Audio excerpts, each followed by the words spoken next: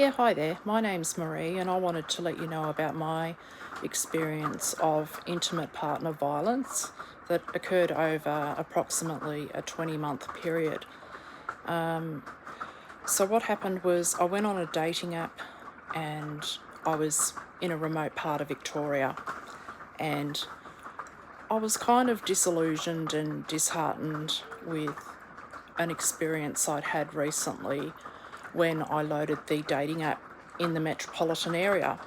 And I matched up with a person that I visited in the eastern suburbs, you could say, and he wanted to have sex pretty much within an hour of meeting. And I thought, well, why not? I'll give it a go. And he had a apparatus on his manhood so he could perform better. And I insisted on him putting on a condom because I didn't know where he'd been or his sexual history, and he didn't know me either. So he was reluctant to do that, but he did do it, and he was unable to get an erection, and the sex was really quite abysmal.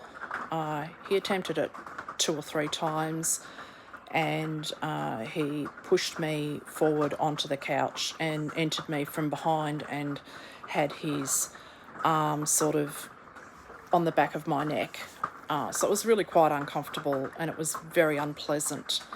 After that unsuccessful several attempts, we had a bit of a chat, and he talked about his properties that he had in a very affluent part of Melbourne along the coast, and his ex, who was fighting him in court for assets that were mortgaged to 100% of their values. So really no one was going to end up winning in that scenario or end up with anything.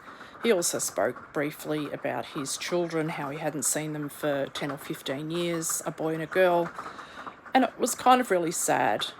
He was a little bit overweight and quite unhealthy and a smoker, very different to his profile pictures, which I assume were taken over 10 years previously.